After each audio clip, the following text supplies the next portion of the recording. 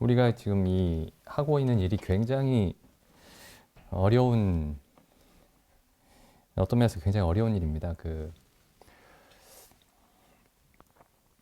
일단 우리가 지금 들고 있는 이 책이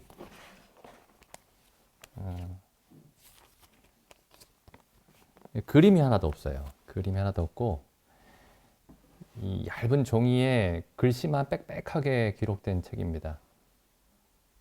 근데 이걸 이제 일요일마다 혹은 수요일마다 토요일마다 이걸 펴가지고 이 내용이 뭐 이러쿵 저러쿵 하면서 이 내용이 뭐 어떤 의미다 하면서 이런 얘기를 계속 이제 하는 거죠. 그렇게 해서 이제 우리 눈에 보기에 이제 세상이 어떤 식으로 보이는데 우리 눈으로는 우리의 오감으로는 세상은 이런 것이고 이런 게 맛있고 이런 게 즐겁고 이런 건 안 좋은 거고 이런 건 기분 나쁜 거고 다 이제 우리가 눈으로 보고 우리 경험으로 이제 그런 생각들을 하면서 사는데 여기에 나와 있는 그 까만 글씨밖에 없는 이 책으로 그건 그렇게 보면 안 되고 그건 그렇게 느끼면 안 되고 그건 그렇게 생각하면 안 되고 지금 이런 얘기를 해야 되는 겁니다. 참 어려운 일이죠. 그 자체가 생각해 보면은. 게다가 요새 이제 그 사람들이 뭐 언제나 어느 시대나 그랬겠지만은 눈으로 들어오는 자극이 훨씬 그 설득력이 있습니다. 눈에 딱 보이는 거, 아름답게 보이고 맛있어 보이고 그런 것들이 훨씬 설득력이 있죠. 더 끌리고. 이제 그것 자체가 굉장히 이제 어려운 일입니다. 그래서 우리가 지금 하고 있는 우리 스스로에게 하고 있는 일과 또 다른 사람들에게 해야 되는 일이 굉장히 어려운 일입니다. 그래서 이제 옛날에는 그 인터넷으로도 뭐 사람들이 이제 글을 쓰고 저도 이제 글을 쓰죠. 글을 쓰고 또 사람들이 그 블로그에서 글을 읽고 이제 그런 식으로 사람들이 의사소통을 했는데 이제 시간이 좀 지나니까 유튜브를 통해서 이제 사람들이 의사소통을 합니다. 근데 유튜브에서도 어떤 사람이 나와가지고 구구절절히 무슨 얘기를 하고 이건 이렇습니다, 저건 저렇습니까 이런 얘기를 하면은 또 사람들이 잘 안 봐요. 그러니까 이제 뭐 틱톡이라고 하나요? 그 굉장히 짧은 뭐 1분짜리, 뭐 30초짜리 뭐 이런 짧은 영상으로 사람들이 이제 또 의사소통을 합니다. 또 긴 이야기는 또 들을 수 없기 때문에 그리고 또 뭐 인스타그램 같은 걸 하죠. 인스타그램. 주로 사진으로, 이미지로. 근데 이제 하나님을 안다라는 것은 그 이제 사람들의 어떤 생각할 수 있는 어떤 이해할 수 있는 시간의 폭이라는 게 굉장히 점점 짧아지고 있는데 순간적이 되고 이 성경에서 하나님을 안다라는 것은 이게 그 창세기부터 요한계시록까지 그러니까 그 세상의 시작부터 세상의 끝까지를 다 이해를 해야 하나님을 알 수가 있습니다. 그러니까 이게 엄청나게 그 어려운 일이에요. 엄청나게 어려운 일입니다. 근데 우리는 이제 복음을 전할 때 이 일을 해야 되는 거예요. 그리고 또 우리가 이 땅을 살 때도 뭐 이제 모세가 이런 얘기를 했죠. 사람이 오래 살아봐야 70이고 강건하면 80이다. 70년, 80년 살려고 하는데도 70년, 80년 정도의 어떤 시간을 이해하면 살 수 있는 게 아니고 세상의 시작부터 세상의 끝까지를 이해해야 그 70년, 80년을 사람답게 살 수 있다라고 성경이 말씀하고 있는 거죠. 그리고 이제 이 성경이 창조의 시작부터 세상의 끝까지 기록하고 있는데 조금 더 들여다보면 창조의 시작부터 세상의 끝까지를 말씀하고 있는 게 아니고 영원 전부터 영원 후까지를 말씀하고 있습니다. 그러니까 영원 전부터 영원 후까지. 그러니까 영원 전부터 영원 후까지의 그를 다 볼 수 있어야 사람이 마땅히 사람으로서 삶을 살 수 있다라고 얘기를 하고 있는 거죠. 성경이. 그러니까 이제 시간이 가면 갈수록 사람들이 이 성경을 이해하고 하나님을 아는 게 점점 어려워집니다. 그래서 옛날에는 사람들이 그 신문도 보고 긴 뭐 신문 기사도 길잖아요.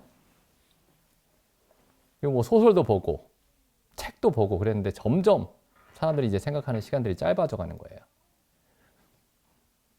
저는 이제 이 책을 볼 때마다 야 이거 정말 야 이 안에 있는 이 그림도 하나도 없는 이 책을 어떻게 설명을 해야 되느냐 그런 생각이 듭니다. 여기에 이 책에 있는 내용을 알아야 우리가 즐겁게 살 수 있는데 또 아니고 물론 즐겁게 살 수 있습니다만은 즐겁게 살 수 있는 것까지도 바라지도 않고 이 안에 있는 내용을 알아야 살 수 있습니다. 그냥 살 수가 있어요. 이 안에 있는 내용을 모르면 죽습니다. 어떻게 죽냐면 영원히 죽어요. 영원히. 이게 이제 성경을 보면 볼수록 굉장히 이상한 얘기들로 이제 가득 차 있습니다. 처음에는 그냥 기독교가 익숙하니까 이게 익숙한 얘기처럼 들리는데 이 의미를 생각하면 생각할수록 이게 정말 왜 하나님은 이렇게 믿는 것을 어렵게 만드셨을까라는 생각이 듭니다. 예를 들어서 이제 예수님을 믿어야 된다고 얘기를 하죠. 성경이 예수님을 믿어야 된다고 얘기하는데 예수님의 생애를 잘 보면은 33살에 죽으셨어요. 33살에. 33살. 그러니까 오래 사신 분도 아닙니다. 뭐 성경에 보면 오래 산 사람들이 있잖아요. 120세까지 막 사는 사람도 있고. 그 노아의 홍수 이전에는 뭐 800살, 900살 이렇게 살았는데 뭐 그런 사람들 제외한다 치더라도 오래 산 사람은 한 100살 가까이 살고 뭐 120살까지 살았습니다. 모세 같은 사람은. 뭐 그렇게 오랫동안 살면서 정말 많은 일을 했던 사람들을 믿어야 된다. 뭐 이렇게 얘기하면은 그게 또 설득력이 있는 것 같은데 예수님은 사실 우리가 이제 기독교가 그 세계에서 가장 큰 종교가 되다 보니까 사람들이 예수님이 중요하다라고 어렴풋이 생각하는 것이지 이 정작 예수님 자신의 삶만 보면은 33살까지밖에 안 살았어요. 33살. 그리고 또 그것도 33살 살면서 33년 동안 많은 일들을 하신 게 아닙니다. 그 예수님이 실제로 일하신 시간은 30살 때부터 33살 때까지. 그러니까 3년이에요, 3년. 3년 반. 2000년 전에 뭐 어딘지도 알지 못하는 저 시골 구석에서 태어나셔가지고 3년 반 동안 뭐 가르치시고 기적을 행하시고 갑자기 십자가에 못 박혀 죽어버렸어요. 그러니까 3년 반 동안 했던 어떤 일을 하시고 어떤 가르침을 주셨던 어떤 사람을 모든 사람이 믿어야 된다는 겁니다. 이 성경의 이야기가. 인류 역사가 수천 년인데 3년 반 잠깐 나타났다가 무슨 일 하고 가신 그 어떤 사람을 하나님으로 믿어야 된다는 거예요. 근데 그걸 설명하기 위해서 그 얘기를 하기 위해서 이 두꺼운 책이 이 기록이 된 겁니다. 그 3년 반의 그 어떤 행적, 어떤 말씀, 어떤 행적을 했던 그 한 사람을 믿게 하기 위해서 이 두꺼운 책이 기록이 된 겁니다. 그리고 그 사람의 행적을 설명하기 위해서 세상의 시작부터 세상의 끝까지를 기록을 한 거예요, 이 책이. 근데 이제 그 예수님이 와서 하신 일이 무엇이고 그 예수님의 그 예수님의 가르침의 어떤 핵심이 무엇이냐, 이제 그걸 이해하는 게 이제 중요한데, 왜냐하면 그것을 말씀하기 위해서 이 성경 66권이 쓰여진 겁니다. 수천 년의 여러 사람들의 손을 통해서 단지 그 한 가지 얘기를 하기 위해서 예수 그리스도가 누구이고 예수 그리스도가 하신 일이 무엇이고 예수 그리스도가 가르치신 내용이 무엇이냐, 그 한 가지를 이야기하기 위해서 이 수천 년 동안에 수많은 사람들의 손길을 통해서 하나님이 이 책을 이 지루하고도 빽빽하게 보일 수 있는 이 책을 기록하신 겁니다. 그래서 한번 보시죠. 이 성경 전체에 예수님을 나타내기 위해서 예수님의 가르침을, 예수님이 어떤 분이신지를 나타내기 위해서 쓴 책의 어떤 핵심적인 내용이 무엇인지 한번 보시죠. 그 창세기 1장에 보시면 1장 26절을 보시죠. 아주 유명한 말씀이죠. 1장 26절. 하나님이 가라사대 우리의 형상을 따라 우리의 모양대로 우리가 사람을 만들고 그로 바다의 고기와 공중의 새와 육축과 온 땅과 땅에 기는 모든 것을 다스리게 하자 하시고 하나님이 자기 형상 곧 하나님의 형상대로 사람을 창조하시되 남자와 여자를 창조하시고. 자, 우리가 우리 삶을 이해하려면은 우리 삶의 목적을 이해해야 되죠. 우리 삶의 목적을 이해해야 됩니다. 이제 많은 사람들이 이렇게 생각을 해요. 뭐 교회에서도 이렇게 가르치고 어떤 사람들도 막 이렇게 가르쳤는데 우리가 아는 어떤 사람도 삶의 목적이 행복이 아닙니다. 행복이 아니에요. 그러니까 나는 내 삶의 목적은 행복이야.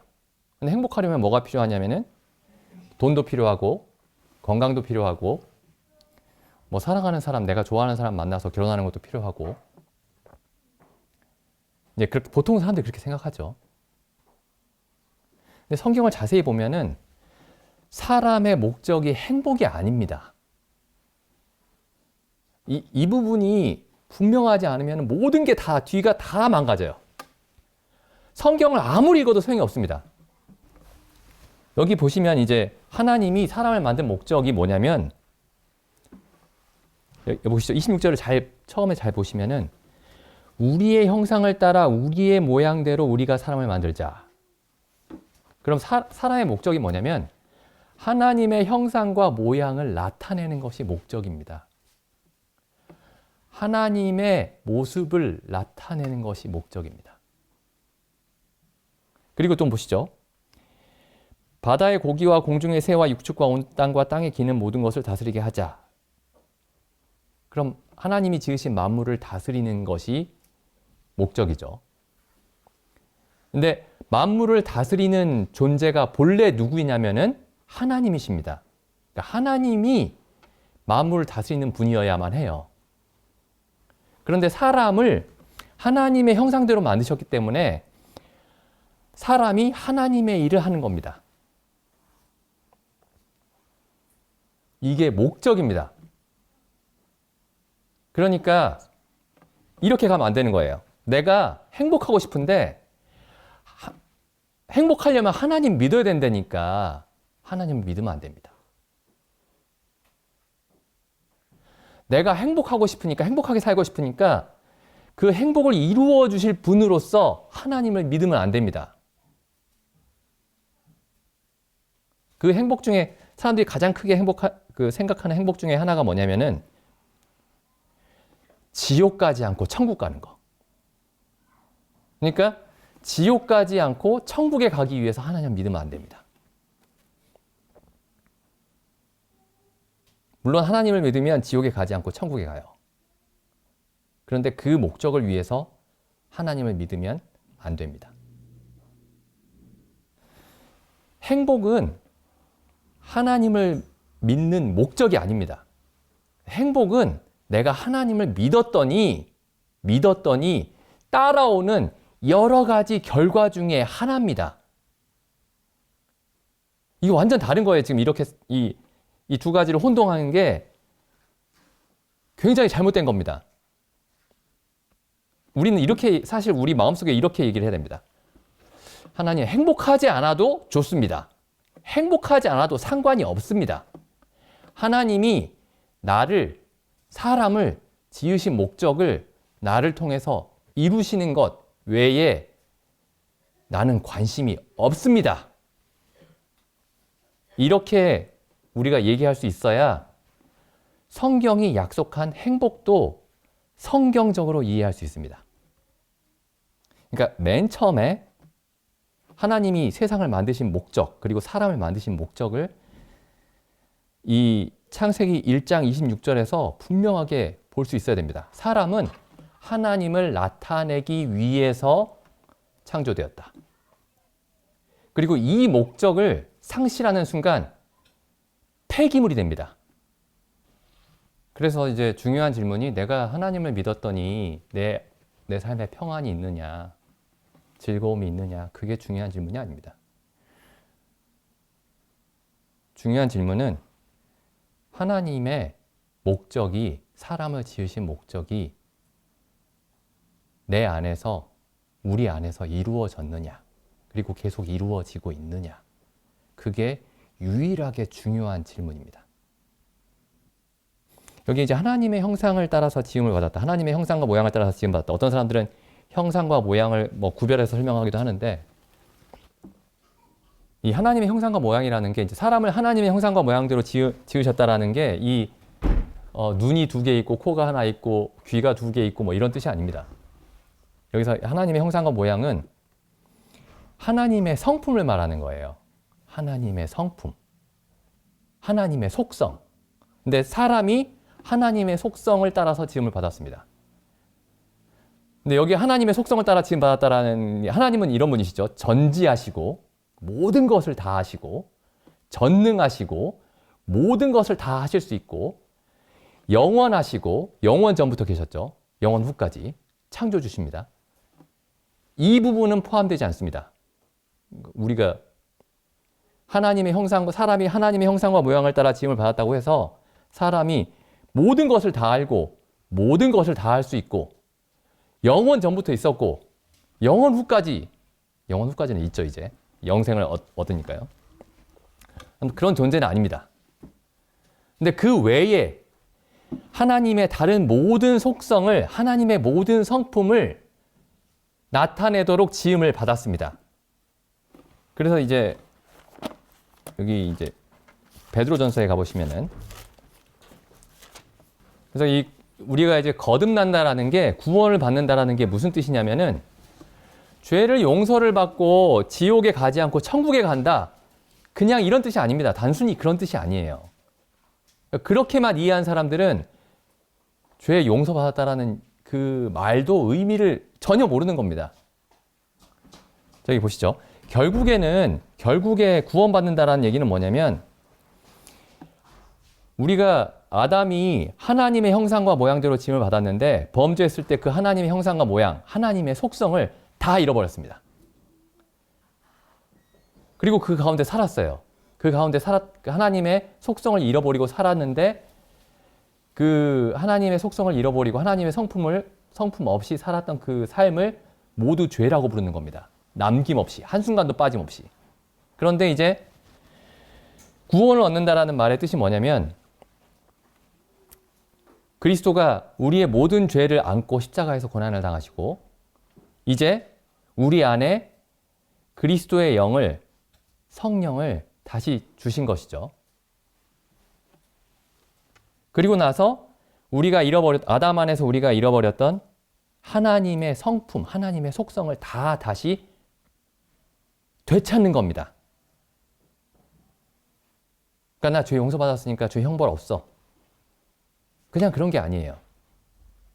보시죠. 베드로 후서에서 뭐라고 설명하고 있냐면은 1장 3절, 그의 신기한 능력으로, 하나님의 신기한 능력으로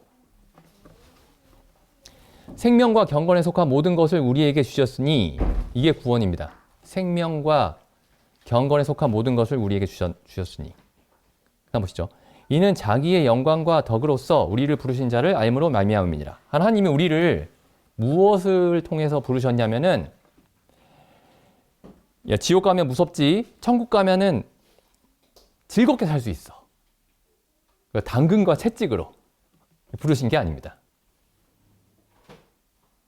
결국에는 무엇으로 부르셨냐면은 자기의 영광을 우리에게 보여주시고 자기의 덕을 보여주셨습니다.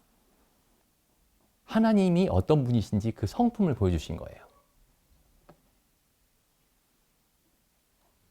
근데 어떤 사람들은 구원을 받았다고 하면서 나는 내 죄가 용서된 것을 확실하게 믿어. 이렇게 얘기하면서 하나님의 영광과 하나님의 성품에 대해서는 잘 몰라요. 그런 건 안 중요해요. 내가 한 가지 아는 거는 예수님이 나의 죄에 대한 형벌을 다 받았어. 그러니까 나는 더 이상 죄의 형벌을 받지 않아. 계속 그 얘기만 하는 겁니다. 평생. 그러다가 죽어서 눈을 떴는데 그 사람이 있는 곳은 지옥입니다. 왜냐하면 성경이 말하는 구원을 받지 않은 거예요. 보시죠. 하나님은 우리를 하나님의 영광과 덕을 통해서 우리를 부르신 겁니다. 그리고 우리가 이 구원을 어떻게 받았냐면은 우리를 부르신 자를 알므로 말미암음이라. 그러니까 예수님이 내 죄를 대신 가져간 속죄양이 됐어.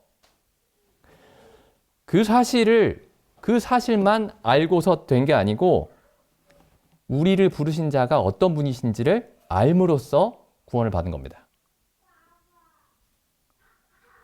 그러니까 십자가에서 일어난 그 사건을 누가 나를 대신해서 죄값을 치렀어. 그 사실을 아는 것으로 끝나면, 그리고 그 사실이 근데 이 일을 행하신 하나님은 누구신가? 이런 일을 행하신 예수님은 누구신가? 라는 이 지식으로 이어지는 지식이 아니라면 이 죄사함에 대한 지식은 가짜입니다. 완전 가짜예요. 이 지식만 가지고 있으면 지옥에 갑니다. 반드시 지옥에 갑니다. 왜냐하면 성경에 이렇게 말씀하고 있잖아요. 자기의 영광과 덕으로서 우리를 부르셨다. 죄 사함의 논리, 대속의 논리를 우리에게 이해시킴으로써 우리를 부르신 게 아니고 하나님이 어떤 분이신지, 얼마나 의로운 분이신지, 얼마나 거룩한 분이신지, 얼마나 자비로운 분이신지, 얼마나 겸손하신 분이신지 이 모든 것들을 우리에게 알리심으로써 우리를 부르셨다 이렇게 되어 있습니다. 근데 아까도 말씀드렸지만 어떤 사람들은 자기가 과거와 현재와 미래의 모든 죄가 사함받은 것을 굳게 믿는데 하나님이 어떤 분이신지, 예수 그리스도가 어떤 분이셨는지에 대한 감각이 별로 없습니다. 그냥 자기가 죄가 없다라는 얘기만 계속 하는 거예요. 베드로가 전한 그 구원과 이 사람들이 믿고 있는 그 구원은 다른 겁니다. 전혀. 성경이 말한 구원이 아니에요. 결단코 아닙니다. 그 다음 보시죠. 그래서 2절에 이렇게 말씀하고 있죠. 하나님과 우리 주 예수를 알므로 죄사함 받은 사실을 알므로가 아니고 하나님과 우리 주 예수의 영광과 덕을 알므로 은혜와 평강이 너희에게 더욱 많을지어다. 그 다음 보시죠. 4절. 이로써 그 보배롭고 지극히 큰 약속을 우리에게 주사 이 약속으로 말미암아 너희로 정욕을 인하여 세상에서 썩어질 것을 피하여 뭐라고 되어 있죠? 하나님의 성품에 참여하는 자가 되게 하려 하셨으니. 이 아담이 처음에 잃어버렸던 게 뭐냐면 하나님의 성품이었던 겁니다. 근데 하나님의 성품, 하나님이 어떤 분이시지? 그 성품을 누구를 통해서 우리가 알 수 있게 된 것이냐면 예수님을 통해서 알 수 있게 됐던 거죠. 예수님의 삶을 보니, 예수님의 하시는 말씀들을 들어보니 하나님이 어떤 분인지 알게 된 겁니다. 왜냐하면 예수님이 하나님의 형상과 모양을 온전하게 보여주셨기 때문입니다. 아담은 보여주지 못했어요. 아담은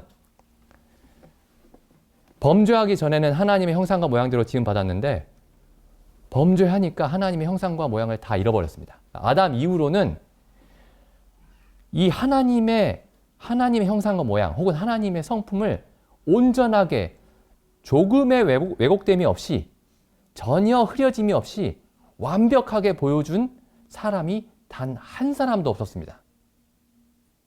근데 예수님을 봤을 때는 하나님이 저런 분이었구나. 하나님이 이렇게 의로운 분이었구나. 하나님이 이렇게 거룩한 분이었구나. 하나님이 이렇게 겸손한 분이었구나. 하나님이 이렇게 오래 참으셨구나. 예수님을 통해서 이런 하나님을 볼 수 있게 된 겁니다. 그래서 구원은 일단 죄 용서를 받는 거죠. 모든 죄를 용서받는 겁니다. 그런데 그 죄 용서를 받은 사람 안에 하나님이 그리스도를 통해서 보여주신 하나님의 성품을 다시 부어주시는 겁니다. 그래서 5절 보시죠. 이러므로 너희가 더욱 힘써 너희 믿음의 덕의 지식을, 지식의 절제를, 절제의 인내를, 인내의 경건을, 경건의 형제 우애를, 형제 우애의 사랑을 공급하라. 이게 신의 성품입니다. 그리스도가 가지고 있었던 성품이에요. 그리스도에게 믿음이 있었고, 믿음이 무엇인지 알려면 그리스도를 봐야 되고, 덕이 무엇인지 알려면 그리스도를 봐야 되고, 절제와 인내와 경건과 형제 우애와 사랑이 무엇인지 알려면 그리스도의 삶을 보면 됩니다. 그래서 하나님이 처음에 드린 말씀으로 돌아오면 하나님이 그 사람을 지으신 목적은 하나님의 형상과 모양을 드러내는 존재를 지으신 겁니다. 하나님의 성품을 나타내고 하나님의 성품을 따라서 사는 존재를 지으려고 했던 겁니다. 그게 사람이에요. 사람의 정의가 뭐냐면 눈 있고 코 있고 입이 있고 그다음에 직립보행을 하고 언어를 사용하고 이게 사람이 아닙니다. 사람은 하나님의 형상과 가진 존재를 사람이라고 부릅니다. 하나님의 성품에 참여하는 존재가 사람입니다. 근데 어떤 사람이라고 하는 우리가 흔히 사람이라고 부르는 존재가 하나님의 성품이 없어요. 더욱 힘써 믿음의 덕의 지식을, 지식의 절제를, 절제의 인내를, 인내의 형제의 우애를, 거기에 사랑을 더하는 이 삶이 없습니다. 그런데 관심이 전혀 없어요. 사람이 아닙니다. 사람이 아니에요. 근데 하나님은 사람을 하나님의 형상과 모양을 지으셨는데 만약에 그 사람이라는 존재에게서 하나님의 형상과 모양이 없으면 그 존재는 하나님의 목적에 맞지 않기 때문에 하나님이 버리시는 겁니다. 근데 어디에 버리시냐면은 하나님 날 좀 내버려둬. 사람들이 이제 그렇게 얘기하는 사람도 있는데 어디에 내버려 두시냐면은 지옥에 내버려 두세요. 지옥에. 지옥불에 던지십니다. 근데 전에도 말씀드렸지만은 천국이 분명히 천국과 지옥이라는 물리적인 공간이 있습니다. 천국은 고통이 없는 곳이죠. 슬픔이 없고 기쁨과 즐거움만 있는 곳입니다. 하나님과 함께, 그리스도와 함께, 모든 성도들과 함께 교제하는 곳입니다. 지옥은 하나님도 계시지 않고 마귀가 있죠. 마귀와 그의 귀신들과 그를 따르던 천사들과 그리고 하나님을 믿지 않고 예수님을 믿지 않던 모든 사람들이 영원토록 고통받는 곳이 지옥입니다. 성경에 계속 말씀하고 있는 내용이에요. 예수님이 계속 말씀하신 내용입니다. 거기는 구더기도 죽지 않고 영원토록 고통하는 곳이다. 예수님이 그렇게 말씀하셨죠. 근데 이게 단순히 극심한 고통이 있는 곳, 혹은 천국은 무한한 즐거움이 있는 곳, 이런 곳이 아니고 천국은 하나님의 그 사랑이, 하나님의 은혜가, 하나님의 자비가 계속 영원토록 무한히 표현되는 곳입니다. 지옥은 그냥 하나님이 너 보기 싫으니까 너 나 안 보이는데 저기 가서 그냥 고통받고 있어. 이렇게 던지시는 곳이 아니고 그러면 차라리 덜 고통스러울 거예요. 이 지옥이 어떤 곳이냐면은 하나님의 영원한 진노가 계속해서 표현되는 곳입니다. 이 성경에 있는 하나님이 우리는 이제 이 기독교가 언제부턴가 잘못되면서 사람들이 하나님은 사랑의 하나님이시라 어떤 사람들은 지옥이 없다고까지 얘기를 해요. 지옥이 잠깐 있다가 사라질 거다. 초기 교회 그 기독교 초기부터 그런 사람들이 있었습니다. 잠깐 고통받다가 심지어 마귀도 잠깐 고통받다가 하나님이 다시 천국으로 데려오실 거다. 뭐 오리겐 같은 사람이 그렇게 얘기했어요. 오리겐 같은 그 초대 교회 교부가. 그 이후에도 계속 그런 사람들이 있었습니다. 근데 그렇지 않습니다. 그러니까 하나님은 영원하신 분이시기 때문에 성경을 잘 보시면 하나님의 자비도 영원하고 그러니까 하나님이 자비하셔서 어떤 천국이라는 공간을 만들어 놓고 사람들을 그냥 야 너희가 이제 나를 믿고 잘 살았으니까 천국 가서 편하게 쉬어라. 이렇게 그래서 이제 좋은 곳을 한 군데 마련해 두시고 거기에 우리를 던져두고 즐겁게 살아라 너희들끼리 이렇게 하시는 분이 아닙니다.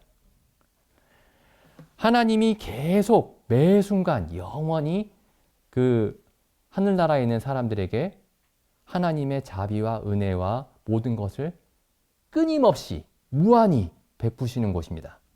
여기가 천국이에요. 지옥은 그 정반대를 생각하시면 됩니다.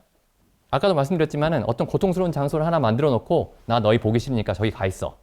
영원히 저기 가 있어. 이렇게 말씀하시는 곳이 아니고 하나님의 진노가 공의로운 진노가 거룩한 분노가 영원토록 끊임없이 무한히 지속되는 곳입니다. 하나님의 자비는 무한한데 하나님의 사랑은 무한한데 하나님의 진노도 무한합니다. 하늘나라가 영원한 것처럼 지옥도 영원합니다. 근데 사람들은 이거 생각하기가 굉장히 불편한 거예요. 그러니까 그 진노의 하나님은 완전 잘라서 없애버리거나 아니면 이게 막 희미하게 생각하고 사랑의 하나님만 생각해요. 하나님을 편집합니다. 성경에 있는 하나님 그대로 믿지 않고 하나님을 편집해요.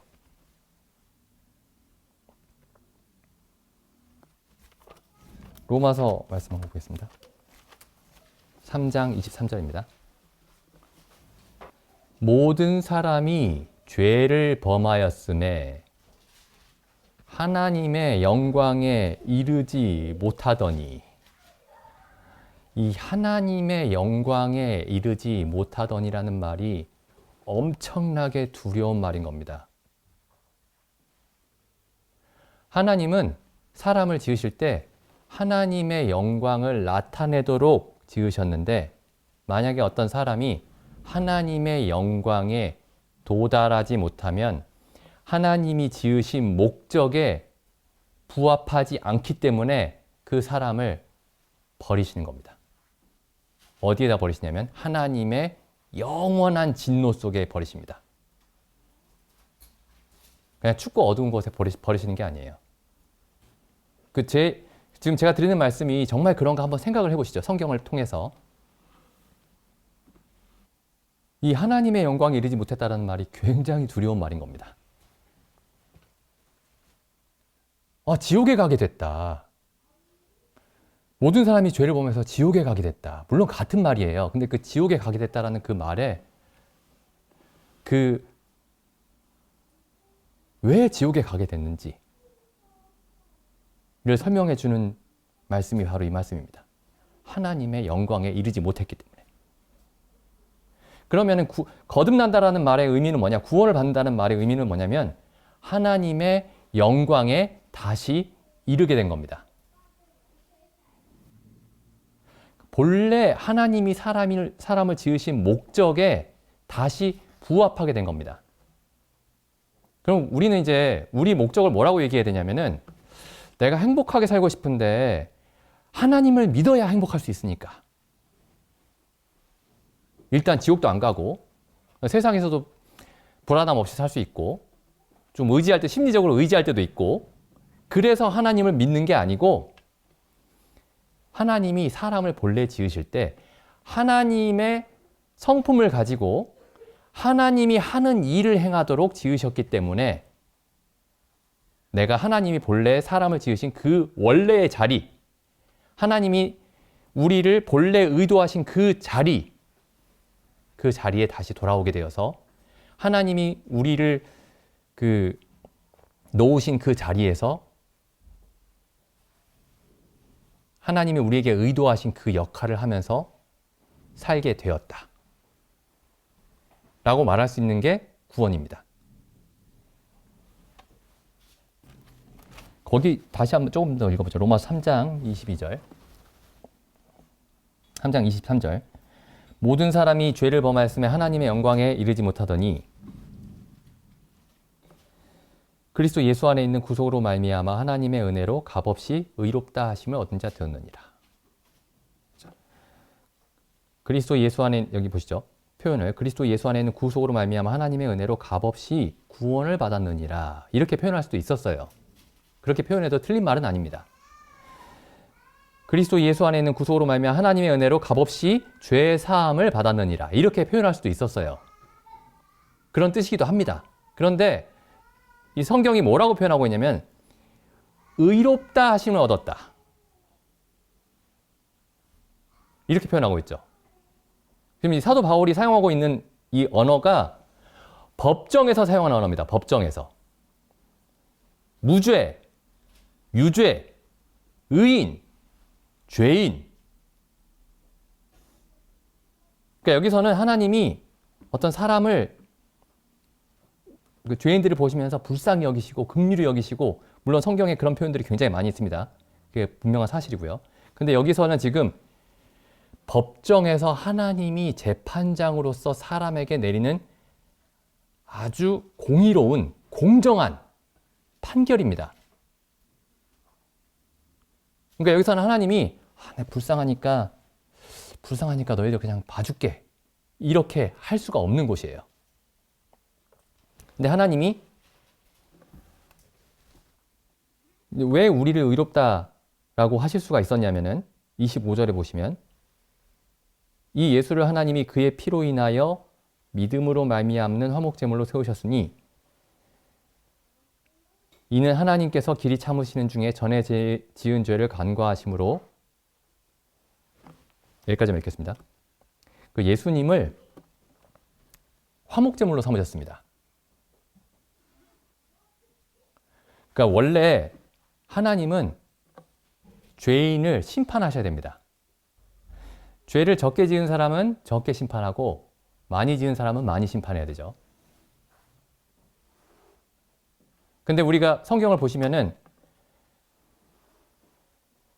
사람이 그 로마서 7장이 이제 모든 사람의 상태죠. 아까 주용재님도 읽으셨지만은 그 로마서 7장에서 모든 사람의 상태를 뭐라고 설명하고 있냐면 내 속 곧 내 육신에 선한 것이 거하지 아니하는 줄을 아노니 이게 거듭나지 않은 모든 사람의 상태입니다.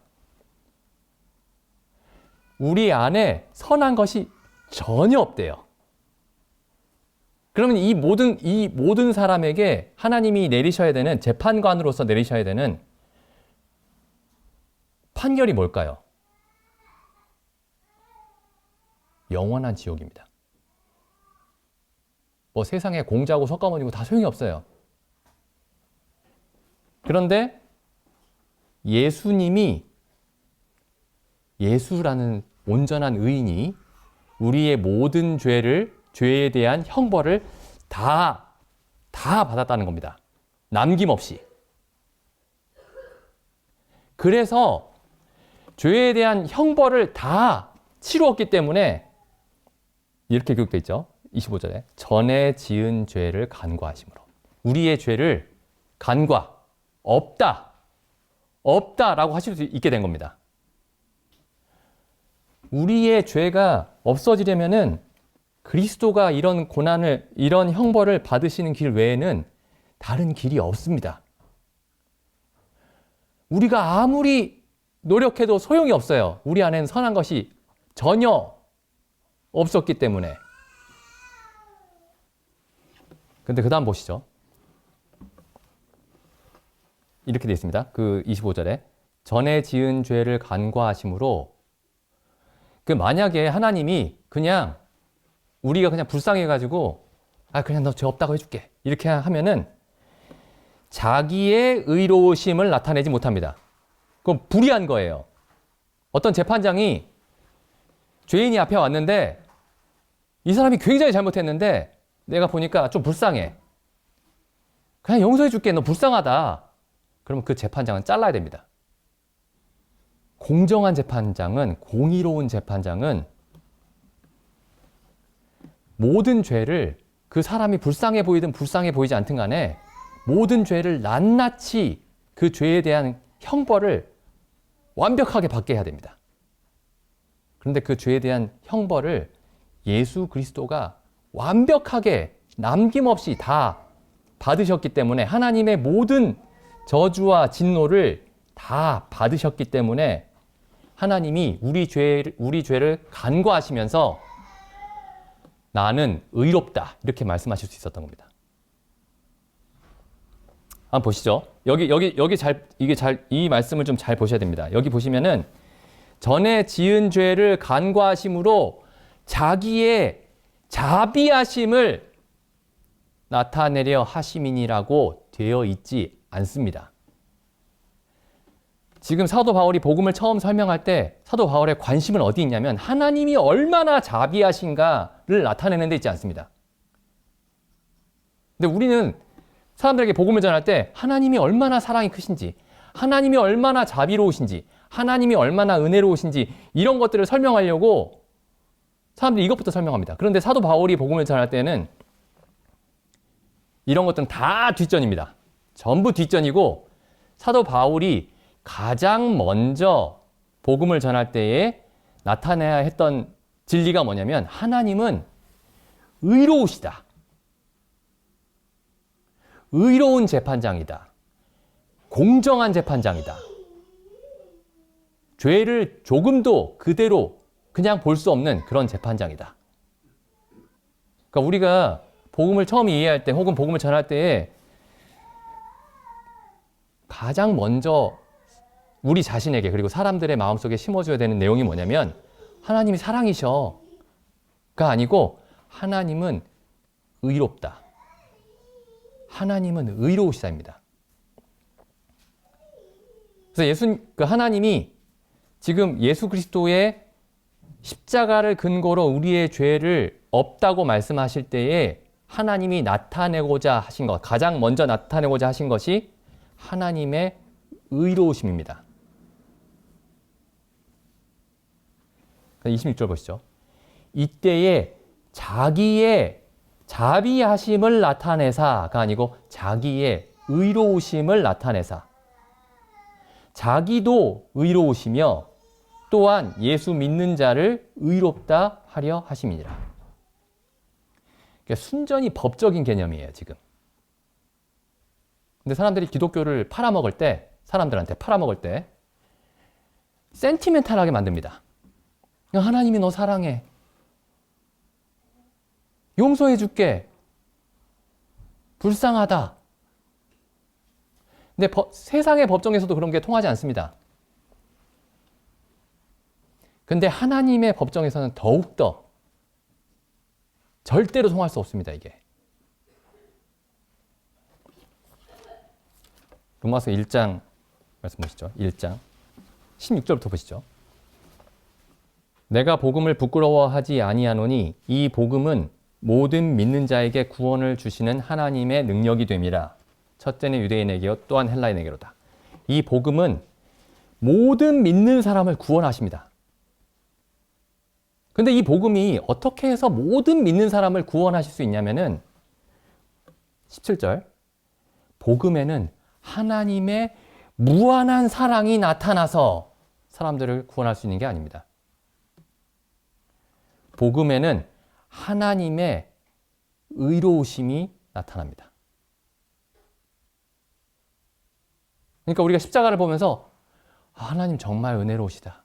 자비로우시다. 물론 그렇게 고백을 해야 됩니다. 그걸 설명하는 성경 구절들도 굉장히 많이 있죠. 근데 그 사도 바울은 우리가 처음에 십자가를 봤을 때 이렇게 고백하기를 원했어요. 하나님이 의로우십니다. 복음에는 하나님의 의가 나타나서 믿음으로 믿음에 이르게 하나니 기록된 바 오직 의인은 믿음으로 말미암아 살리라 한 것 같으니라. 다시 이제 마지막으로 다시 한번 그 3장 22절 말씀 보겠습니다. 3장 23절. 모든 사람이 죄를 범하였음에 하나님의 영광에 이르지 못하더니. 하나님이 사람을 하나님의 영광을 주시면서 하나님의 영광을 나타내도록 지으셨는데 거기에 이르지 못하는 것은 공의로운 거룩한 재판장이신 하나님 앞에서 엄청나게 문제가 됩니다. 그래서 이 모든 사람이 죄를 범하였음에 하나님의 영광에 이르지 못했다. 하나님의 영광에 이르지 못했다라는 이 말은 가장 무서운 말입니다. 성경에서. 그리고 우리가 정말 안도할 수 있고 안식할 수 있는 말은 정반대로 하나님의 그리스도 안에 있는 구속으로 말미암아 하나님의 은혜로 값없이 하나님의 영광에 이르게 되었다라는 말이 우리가 참으로 안식할 수 있는 말씀입니다.